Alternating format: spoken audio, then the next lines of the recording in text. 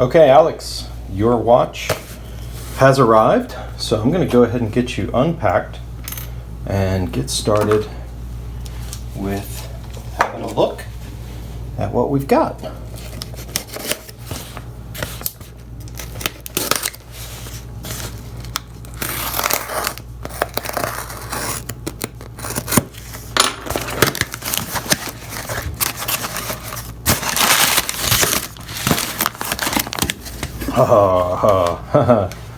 What a treat. What a treat. Okay. Oh. I love the fact that it's on one of these OMBs. Old man bracelets. Wonderful. Wonderful. That's so fun. That is really fun. All right. Wow. Fantastic. Fantastic. One of my favorite divers. This is Seiko's first diver, of course. First professional diver. And it is a beauty. It is really a nice one. All right, let me get set up here so we can talk about your watch. Okay, so now, wow. Wow. That's all I have to say. Okay, video over. No, this is a great example. What you have inherited is probably one of the most sought after and beautiful examples I have really ever seen. I've never held a 62 mas like this. So for those watching and for you, this is Seiko's first diver. It is the second of the first divers. They came from, say, 64 up through 67, 68, and this is a large crown. And it's also got the second dolphin.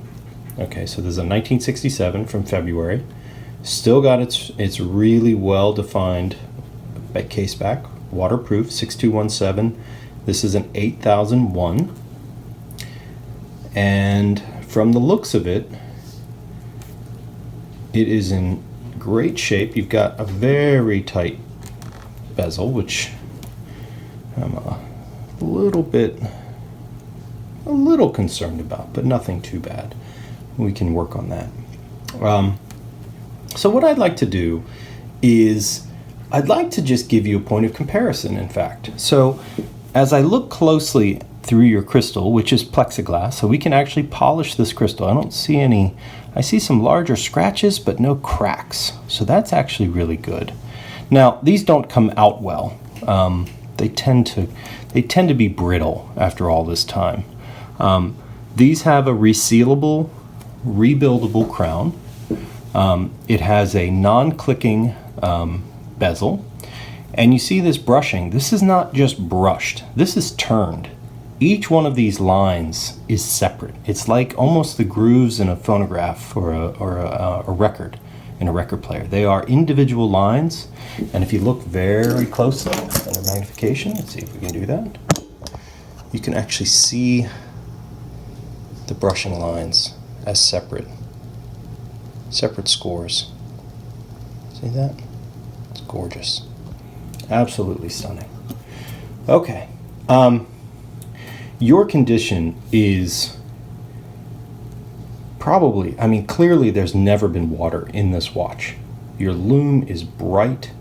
Your reflections off of your trapezoidal and square insets here for your markers are perfectly flat and reflective.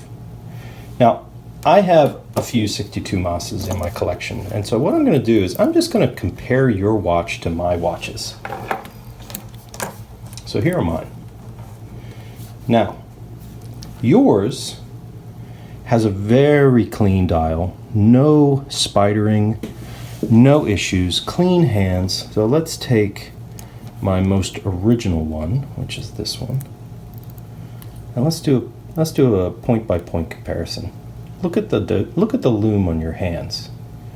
It's perfect. Look at your markers. See how reflective and flat they are? See mine? They've got some sort of issues. Mine also has a bit of spidering on the dial, where yours doesn't. At least not bad. It doesn't look bad actually at all. It's very clean. This is stunning. This watch was a well-worn watch. I bought this from the original owner. It has replacement hands. So he actually sent it into Seiko, and Seiko didn't have 62 Moss hands anymore. And so they put on hands that were ones that they had available at the time. And you can see the difference, right? Shorter sweep. See how your sweep goes all the way out past the marker? Mine goes pretty close, but it's not quite the same.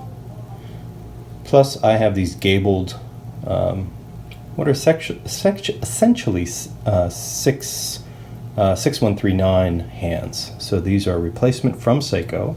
He had it serviced at Seiko. You have a darkened loom pip, which is fine. That's characteristic. You can see it on my other one here with a more ghosted bezel. You have this nice dark bezel. And you can see here, this has a really nicely frosted back. And this is a 66. And here's a 67 like yours. So you can see the difference between the two. The flippers are quite different, and yours is of course more like this. So we'll compare 67s.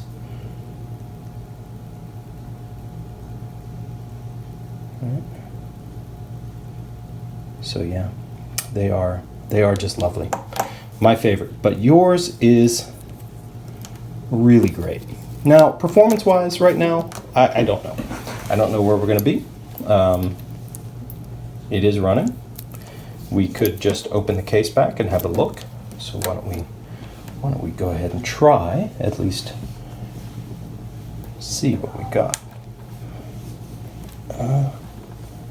No, that's going to require a little bit more. Okay, so let me get to that, and I'll be right back. Okay, Alex, I have not opened the back. I've just gotten it loose, so we're going to actually open it together and see for the first time inside the back of this watch. Wow. All right, so I think this is an unserviced watch. I don't think this has been... Oh, I'm wrong. It looks to me that perhaps that number means 73? Maybe. I don't know. But it has one service mark right there.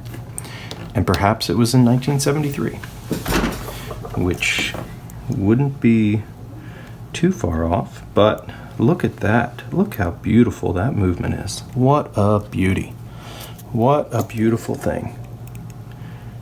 Very cool. I love these. These 6217As are just such nice movements.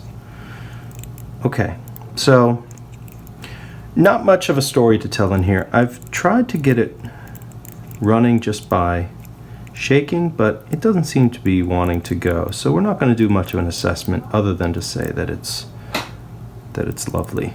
It's super clean. You got a little bit of brassing here on your main plate where this has been a little bit loose over time, but that's not too dramatic. That's not bad. Got a little bit of dirt. Very old seal back here, of course. That's going to be replaced. Go ahead and take care of that for sure.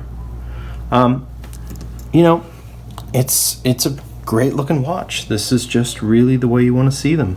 You know, untouched, very original, very nice. I do have replacement crystals, but to be honest, I would polish this. I would clean the case.